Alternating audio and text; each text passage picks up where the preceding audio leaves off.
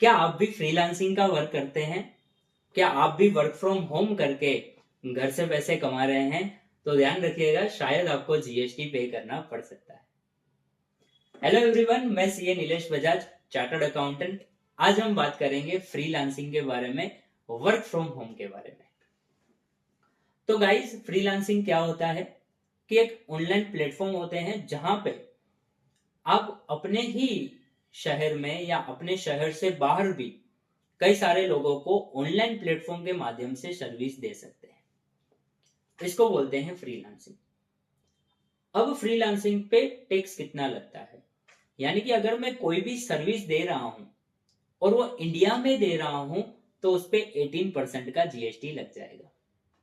जैसे कि कोई मुंबई का क्लाइंट है, उसने मुझे ऑनलाइन प्लेटफॉर्म यानी कि अपवर्क, freelancers.com ऐसे कोई भी प्लेटफॉर्म से मुझे कनेक्ट हुए और मुझे बोलते हैं कि सर, आप चार्टर्ड अकाउंटेंट हैं, आप हमारे जीएसटी के एनुअल कंप्लायंसेस देख लीजिएगा 1 साल के लिए। मैंने बोला नो दिक्कत, ठीक है, आप अपने डेटा मुझे भेज दीजिए, मैं पूरे ईयर का जीएसटी कंप्लायंसेस आपके देख लूंगा।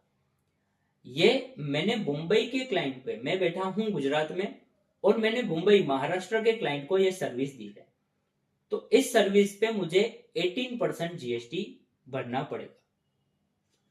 से फॉर एग्जाम्पल, अब दूसरा एग्जाम्पल लेता हूं कि समझो कोई मेरा क्लाइंट दुबई में बैठा है या यूएसए में बैठा है और वो मुझे बोल रहा है कि सर, आप मेरी अकाउंटिंग पूरे साल की देख लीजिए। मैंने बोला कोई बात नहीं, मैं आपकी पूरे साल की बुक कीपिंग अकाउंटिंग देख लूंगा। और हमने फी डिसाइड कर दी और मैं बुक कीपिंग का वर्क कर रहा हूं। मैं बैठा हूं इंडिया में, वो लोग बैठे हैं दुबई या यूएसए में। इसको बोलते हैं एक्सपोर्ट ऑफ सर्विस। अब गाइज, ये जो एक्सपोर्ट ऑफ सर्विस हो रहा है, आपको सुन के बहुत ही खुशी होगी कि ये जीएसटी में नील रेटेड है, जीरो रेटेड है, यानी कि आपको इस पे कोई भी जीएसटी पे नहीं करना है। इसको जीरो रेटेड सप्लाई बोला जाता है, यानी कि मैं यूएसए और दुबई में जो भी सर्विस दे रहा हूं, इसको जीरो रेटेड सप्लाई बोला जाता है और उस पर कोई भी जीएसटी पे नहीं करना है। और आपको दूसरी भी खुशी की बात यह बताना चाहता हूं कि आपको जीएसटी तो पे नहीं करना है, बट आप उसकी आईटीसी का रिफंड भी ले सकते हैं। है ना बहुत खुशी की बात। नॉर्मल केस में तो क्या होता है, आप आईटीसी ले सकते हैं बट आईटीसी का रिफंड नहीं ले सकते।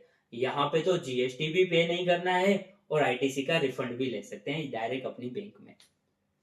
ठीक है, अब किस किस को जीएसटी पे करना पड़ेगा? अगर आपने इंडिया में सर्विस दी है तो कब जीएसटी पे करना पड़ेगा? अगर आपके बिजनेस का टर्नओवर 20 लाख से ज्यादा हो रहा है, यानी कि अगर मेरे बिजनेस, यानी कि मैं सर्विस दे रहा हूं और सर्विस का टर्नओवर 20 लाख से ज्यादा है, गुजरात में कोई कोई स्टेट में 10 लाख की भी लिमिट है, बट मैं 20 लाख को लेके चलता हूं। अगर ये टर्नओवर 20 लाख है मेरे बिजनेस का, तो मुझे जीएसटी नंबर लेना कंपलसरी है। और अगर मेरे पास जीएसटी नंबर है और मैं मुंबई वाले क्लाइंट को कोई भी सर्विस दे रहा हूं, तो उस पर मुझे जीएसटी पे करना पड़ेगा। ओके, अगर मैंने एक्सपोर्ट ऑफ सर्विस करी और मेरे पास जीएसटी नंबर है, कोई जीएसटी पे नहीं करना है, फ्री में सर्विस दे सकते हैं, कोई जीएसटी पे नहीं करना है।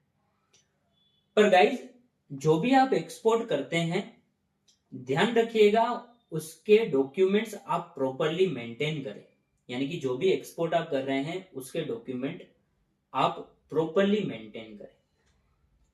पर सर, आप कब से बोल रहे हैं कि export of service, export of service, but export of service बोला किसको जाता है?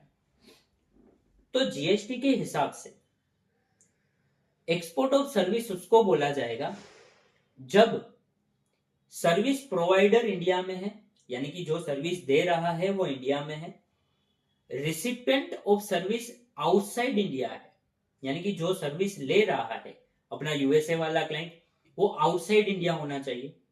यानी कि मैं इंडिया में हूं, मेरा यूएसए वाला क्लाइंट आउटसाइड इंडिया में है, और जो भी पेमेंट आ रहा है वो फॉरेन एक्सचेंज में आना चाहिए, यानी कि यूएसए वाला मुझे डॉलर में देना चाहिए। तभी तो गवर्नमेंट आपको ये फैसिलिटी देगी ना, क्योंकि गवर्नमेंट का सपना डॉलर डॉलर, मनी मनी नहीं भाई, डॉलर डॉलर। तो गवर्नमेंट को यानी कि मुझे सॉरी जो भी जीएसटी का पेमेंट मिल रहा है, जो भी सर्विस का पेमेंट मिल रहा है, वो फॉरेन एक्सचेंज में मिलना चाहिए। तो यहाँ पे एक्सपोर्ट ऑफ सर्विस माना जाएगा और मुझे कोई भी जीएसटी पे नहीं करना है।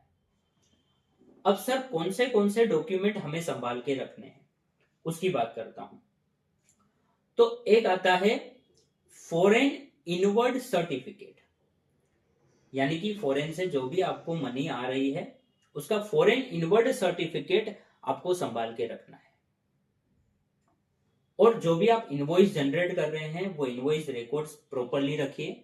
और जीएसटीआर 13B में आप एक्सपोर्ट की सर्विस को टाइम टू टाइम दिखाते जाइए।